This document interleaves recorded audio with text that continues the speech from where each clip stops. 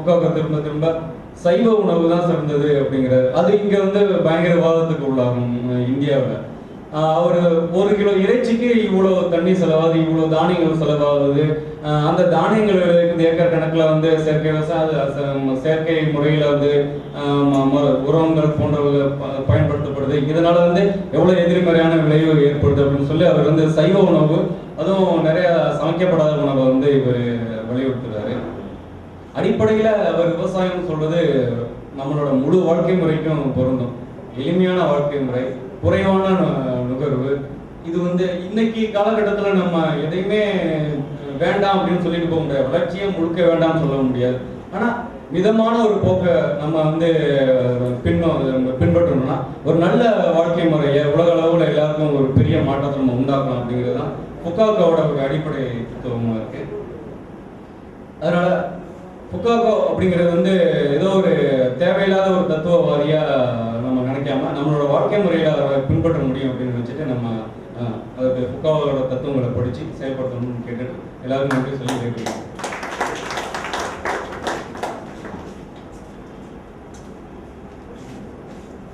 ஆசிரியர்களுக்கு நன்றி. இயற்கை வேளாண்மை குறித்து பற்றிய புத்தகத்தில் பேசின இயற்கை வேளாண்மை என்பாலே அதில் பறவைகளை தவிர்க்க முடியாது. அதேபோல் பறவைகள் என்ற தலைப்பில் ஒரு புத்தகம் வெளியிடப்பட்டிருக்கிறது கிரியா பதிப்பகத்தினால். அதை திரு ஆசிரியர்களும் வேணாத நபர்கள் இணைந்து அந்த புத்தகத்தை எழுதியிருக்கிறார். அந்த புத்தகத்தை பற்றி பேச பேராசிரியர் முருகவேல் அவர்களை அழைக்கின்றேன். இவர் முருகவேல் அவர்கள் ஆங்கில பேராசிரியர், ஆனாலும் சுற்றுச்சூழல் செயல்பாடுகள் எங்கெல்லாம் இருக்கிறதோ அதை இங்கே பார்க்க முடியும். ஒரு நல்ல போட்டோவியரும் கூட என்று நான் நினைக்கின்றேன். அதை இங்கே பேசலாம். எனக்கு விமர்சனம் செய்ய கொடுக்கப்பட்ட புத்தகம் வந்து பறவைகள், ஒரு அறிமுக கையேடு என்று இந்த புத்தகத்தில் மேலே ஏற்பட்டுள்ளது.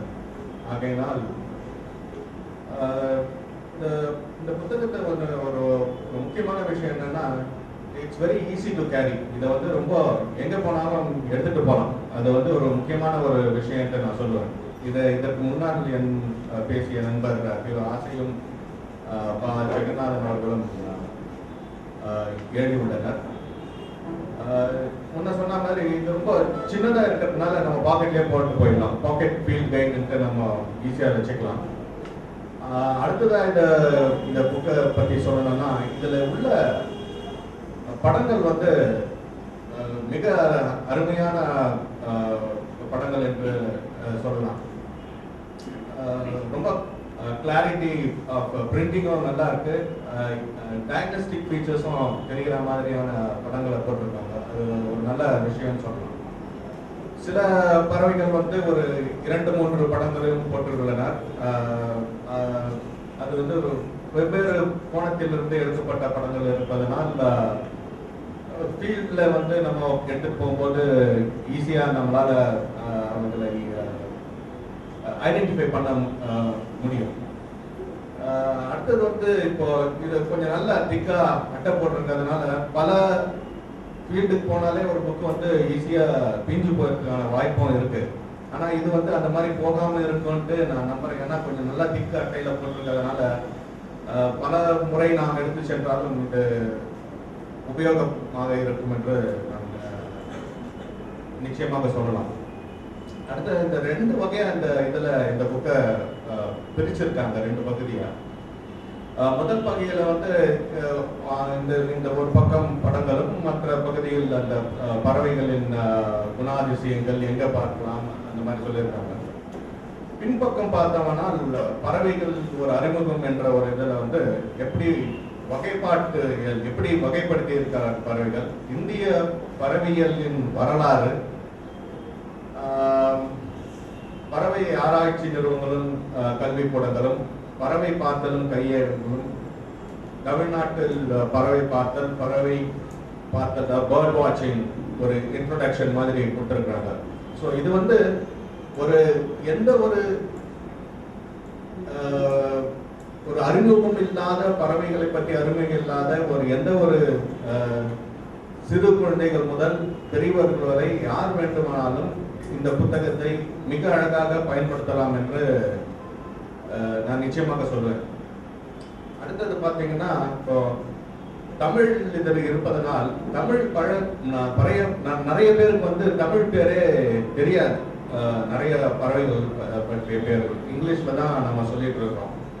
ஆனால் கிராமத்து பக்கம் போனோம்னா எல்லாருக்கும் அந்த பேர் வந்து நல்லா தெரிஞ்சிருக்கும். இப்போ கிரேட்டர் கவுக்கல்னு சொல்றோம், இது ஆங்கிலேயர்கள் அவர்கள் வைத்த பெயர். அது இப்போ செண்பகம் என்று தமிழ் பெயர் அதற்கு. சில ஊர்களில் வந்து செம்பந்துன்னு சொல்றாங்க. அந்த மாதிரி 2 பேர் இருந்து அந்த மாதிரி பெயர்களும் இங்க சொல்லியிருக்காங்க. அதோடு இல்லாம இன்னொரு முக்கியமான ஒரு விஷயம் என்னன்னா, இப்போ இந்த புக்கு இந்த விவரிக்கிற இடத்துக்கு கீழே இந்த மாதிரி ஒரு ஹைலைட் பண்ணி ஒன்று கொடுத்துருக்காங்க. ஸோ அந்த பறவையை பற்றிய ஒரு இன்ட்ரெஸ்டிங் நோட்ஸ் எது இருந்தாலும் அந்த இடத்துல அதை கொடுத்துருக்காங்க. உதாரணமா இப்போ தமிழ்நாட்டின் மாநில பறவை என்ன கேட்டோம்னா நம்மள நிறைய பேருக்கு தெரியாது. ஸோ எமரால்ட் டவ் போட்டு மரகத புறா போட்டு அது கீழே அந்த மாதிரியான ஒரு நோட்ஸை கொடுத்துருக்கிறதுனால பறவை பார்த்தல் மூலமாக நம்ம அறிவையும் பெருக்கிக் கொள்ள ஒரு வாய்ப்பா இது இருக்கு. அடுத்தது ஒன்று சொல்லணும்னாக்கா, இப்போ கிளி இருக்கு. இப்போ நம்ம ஊர்ல பார்த்தோம்னா எல்லாருமே வந்து கிளிக்கு வந்து ஆங்கிலத்தில் பேரட் தான் சொல்லுவாங்க. ஆனா அது உண்மையான பெயர் வந்து ரோஸ்ட்ரிங் பேரக்கீட். ஸோ இவங்க வந்து அந்த பேரக்கீட்டை கொடுத்துருக்காங்க, பேரட்டும் கொடுத்துருக்காங்க. ஸோ அது வந்து மக்கள் பரிச்சயப்படுத்துறதுக்காக கொடுத்துருப்பாங்கன்ட்டு என்னுடைய நான் நம்புறேன். ஆனா நம்ம ஊர்ல வந்து பேரட்ன்றதே கிடையாது, பேரக்கீட் தான் இருக்கு. அப்புறம் இப்போ பூனாரை எடுத்துக்கிட்டோம்னா அதுல பெரிய பூனாரை இருக்கு, கிரேட்டர் ஃபிளமிங்கோ, லெசர் ஃபிளமிங்கோ இருக்கு. அப்போ அது 2 பத்தியும் படங்களும் போட்டிருக்காங்க, அது 2 பத்தியும் விவரமும் கொடுக்கப்பட்டிருக்கிறது. அதே மாதிரி இப்போ நிறைய பேருக்கு வந்து இப்போ பேர்ட்ஸ் ஆஃப் பிரேன்னு எடுத்துக்கிட்டோம்னா பறவை பற்றி தெரிந்தவர்களுக்கு ஒரு பருந்து எப்படி, அதாவது ஈகிள் வந்து எப்படி கைட்ல இருந்து வித்தியாசப்படுதுன்ட்டு தெரியும். ஆனா ஒரு புதுசா ஒரு பேர்ட் வாட்சிங்க்கு இன்ட்ரடியூஸ் ஆகிறவங்களுக்கு வந்து ஈகிள் எப்படி கைட்ல இருந்து வித்தியாசப்படுதுன்றது தெரியாது. ஆனா இதுல பார்த்தோம்னா அதுக்கும் ஒரு இன்ட்ரோடக்ஷன் மாதிரி கொடுத்துருக்குறாங்க.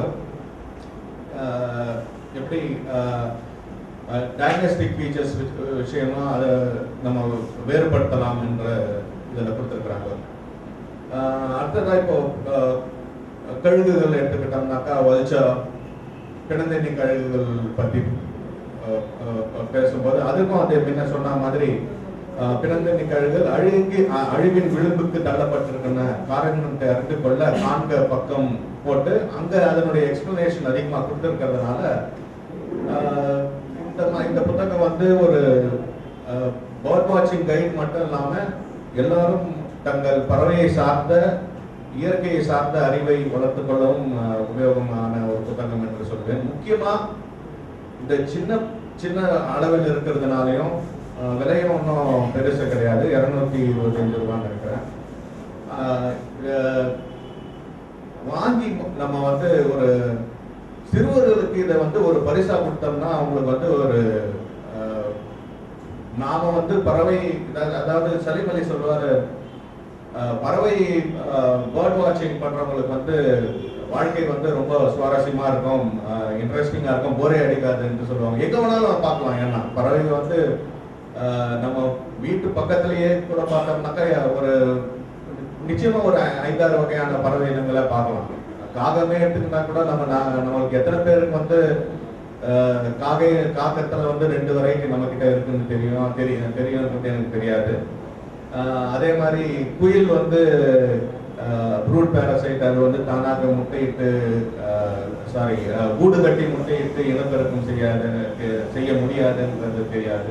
ஸோ இந்த மாதிரியான பல சுவாரஸ்யமான விஷயங்களும் இதில் அடங்கி இருக்கிறதுனால இதை சிறுவர்களுக்கு நம்ம வந்து பரிசா கொடுத்தாக்கா இது வந்து நாளைக்கு வந்து நிறைய ஒரு நேச்சுரலிஸ்ட் இயற்கையை சார்ந்த அறிவுள்ள ஒரு தலைமுறையை நாம் உருவாக்குறதுக்கான ஒரு வாய்ப்பு இருக்குது என்று கூறி இந்த வாய்ப்பு கொடுத்து நன்றி கூறி விடைபெறுகிறேன். புத்தக வெளியீட்டு விழாவோ புத்தகத்தை பற்றியான பேச்சோ என்றால் அதோடும் இருக்குமான கூட்டமே ரொம்ப குறைவாக இருக்கும். புத்தகத்தை பற்றி பேசுகிறாங்கப்பா, நமக்கு என்ன வேலை. ஆனால் சென்னையில் சின்ன இதாக இருந்தால் கூட நிறைந்திருக்கிற மக்களுக்கு என்னுடைய வசதியான வணக்கத்தை தெரிவித்துக் கொள்கிறேன். படித்து பத்திரத்தை பற்றி பேசுவதற்கு குறிப்பாக மறைநீர் என்கிற ஒரு புதிய விதியான சொல்லாடலை பயன்படுத்தி தண்ணீரினுடைய ஆற்றலை இன்றைக்கு மிகச்சிறப்பாக தமிழகத்திலே பேசப்படுகிற புத்தகமாக எழுதியிருக்கிற நக்கீரன் அவர்கள் இயற்கை சார்ந்தும் சூழலியல் சார்ந்தும் இயங்கிக் கொண்டிருக்கிற பாமையன் எழுதிய கோட்பாடு என்ற புத்தகத்தை பற்றி இந்த இடத்துல கோட்பாடு பாமன் ஐயாவை பற்றி சொல்ல வேண்டாம். தமிழ்ல மிக மிக நல்ல வார்த்தைகளை தேடி தேடி தமிழ் சூழலுக்கு தந்து கொண்டிருக்கிறார். அவர் எழுதிய மிக முக்கியமான ஒரு புத்தகம் திணையியல் கோட்பாடு. இந்த திணையினாலே நம்மளுக்கு ஞாபகம் வரும், ஐந்திணை கேள்விப்பட்டிருக்காங்க. இந்த ஐந்திணையில இந்த புத்தகத்தை வந்து நான் ஒரு தடவை படிச்சுட்டு இருக்கும்போது என்னுடைய உறவினர் ஒருத்தர் மத்திய அரசு நிறுவனத்தில் கிட்டத்தட்ட 1 லட்சம் ரூபாய் சம்பளம் வாங்கக்கூடிய அளவுக்கு ஒரு பெரிய பதவியில் இருக்கு. அவர் என் கையில் இருக்க புத்தகத்தை பார்த்துட்டு அப்படியே பார்த்துட்டு என்ன சொல்றாரு, ரொம்ப நல்ல புக்கு, இந்த மாதிரி புத்தகம்லாம் வந்தாகணும் அப்படின்னு. இதை பற்றி கொஞ்சம் பேசுறாருன்னு சொல்லிட்டு, அப்படியா இது என்ன எந்த வகையில் வரணும் அப்படின்னு நீங்க நினைக்கிறீங்கன்னு கேட்டேன். அவர் சொன்னாரு, இப்ப பாத்தீங்கன்னா நம்மள்ட்ட இருக்கிற தானியங்கள்லாம் கொண்டுட்டு போய் நம்ம கிட்ட ஹார்லிக்ஸா திருப்பி வித்துக்கிட்டு இருக்காங்க. அப்போ அது தேவைதான் சொன்னார். எனக்கு ரொம்ப நொந்து போயிட்டேன். தமிழ்ல 2 சுழி நாவுக்கும் 3 சுழி நாவுக்கும் வித்தியாசம் தெரியாம மத்திய அரசு நிறுவனத்துல 1 லட்சம் ரூபாய் சம்பளம் வாங்கிட்டு இருக்காரு. கிட்டத்தட்ட அப்போ நம்மளுடைய திணைக்கு வந்து அவ்வளவு வித்தியாசம் தெரியாத ஒரு கூட்டமா நம்ம கிட்டத்தட்ட மாறி. ஆனா இந்த கூட்டம் ஒரு காலத்தில் எப்படி இருந்தது என்பதை நமக்கு ஞாபகப்படுத்தக்கூடிய விதமாகத்தான் இந்த புத்தகம் இருக்கு. திணையியல் கோட்பாடு இருக்குன்னு பார்க்க போனா உலகத்துல வந்து இது தமிழகத்துக்கு மட்டும் சொந்தமாக உலகத்துல எங்கெங்க பழங்குடிகள் இருந்தாலும் அங்க எல்லாருக்குமே பாத்தீங்கன்னா இந்த திணையியல் கோட்பாடு இருந்திருக்கு. ஆனா இந்த தமிழ் நிலத்தில் மட்டும்தான் அது இன்றைய நவீன அறிவியலின் பகுப்பாய்வு முறைக்கு ஒத்ததாக இருக்கு. இன்னைக்கு இவங்க அந்த கிளாசிபிகேஷன் பிரிக்கும் போது இன்னும் பாத்தீங்கன்னா அதை விட மிக சிறந்த வகையில வந்து தமிழ்ல இருக்கக்கூடிய இந்த ஐந்திணை வகைகள் வந்து அவ்வளவு பிரமாணமா பொருது. அது மட்டும் என்னன்னு கேட்டீங்கன்னா மற்றவர்கள் வந்து வெறும் கோட்பாட்டு அளவில் அதை வச்சுக்கிட்டு இருக்கும்போது தமிழர்களாகிய நாம் தான் அதை வாழ்க்கை முறையாக வாழ்ந்து பார்க்கிறோம். இந்த திணைனா என்னன்னு கொஞ்சம் சுருக்கமா புரிஞ்சுக்கணும்னு பார்த்தீங்கன்னா ஒரு சின்ன நிலப்பரப்பு, அந்த நிலப்பரப்புல வந்து குறைந்த தொகை கொண்ட மக்கள் வசிக்கிறாங்க. அவங்கவுங்களுக்கு ஒரு தனிப்பட்ட உணவு பழக்கங்கள், கலாச்சாரம், பண்பாடு அதை சார்ந்து, அது எதை சார்ந்து இயங்குதுன்னா முழுக்க அந்த இடத்தின் இயற்கையை சார்ந்து அது நடந்துகிட்டு இருக்கு. ஆனா இதுக்கு எதிர்ப்பதமாய் இன்னைக்கு இருக்கக்கூடிய முதலாளி என்ன சொல்லுன்னு கேட்டீங்கன்னா ஒரு பெரிய நிலப்பரப்பு. அந்த பெரிய நிலப்பரப்புல இந்த உலகத்துல அங்கங்க தனித்தனியா இனக்குழுவை குறித்து எந்த கவலையும் படாமல் எல்லாத்தையும் அப்படியே ஒரே கொடையின் கீழ் திரட்டணும். அது அவங்களுடைய நோக்கம். ஆனா இது ரெண்டுக்குமே அடிப்படையில் என்ன இருந்துச்சுன்னா பெரிய ரெண்டாவது பழைய திணைக்குடி வாழ்வு வந்து ஒரு கூட்டுறவு வாழ்வு. அவங்கள்ட்ட போட்டியெல்லாம் கிடையாது. சரி நீ ஃபர்ஸ்ட் வந்து செகண்ட் வந்து இந்த இடத்துக்கு முன்னேறணும், இந்த இதெல்லாம் பார்த்தீங்கன்னா அவங்கள்ட்ட இருக்க முடியாது. கிடைத்ததை பகிர்ந்துண்ணும் ஒரு அமைப்பு தான் திணைக்குடி அமைப்பு. ஆனால் இந்த போட்டி போட்டுக்கொண்டு வாழ்கின்றது நமக்கு முதலாளித்துவம் கொடுத்த ஒரு துன்பியல் பரிசு. இந்த அமைப்பை பார்த்தீங்கன்னா அதே மாதிரி இந்த திணையியல் வாழ்வு மக்களுக்கு, திணைக்குடி மக்களுக்கு இந்த நிலத்தை விற்கிறது வாங்குவதுன்னா என்னன்னே தெரியாது. ஆனா இது நான் எப்படி மற்ற உயிர்களுக்கு இந்த நிலத்தின் மேல எப்படி உரிமை கிடையாது, அதே போல மனிதனுக்கு உரிமை கிடையாது, இது எல்லாருக்கும் பொதுவான இடம் அப்படிங்கிற ஒரு மிக சிறந்த கருத்தாக்கம் இந்த திணைக்குடி மக்கள்கிட்ட இருக்கு. இப்படிப்பட்ட இடத்த வந்து ஆனா ஒரு சாதாரண நம்மளுடைய பாஷையில நம்ம மொழியில சொல்லப்போனா ஒரு சாதாரண திணைக்குடி மக்களுக்கு தெரிஞ்சிருந்த அந்த உண்மை நாகரிக மக்களாகிய நமக்கு தெரியாம போயிடுச்சு. அதோட விளைவுகள் என்னன்னு கேட்டீங்கன்னா இந்த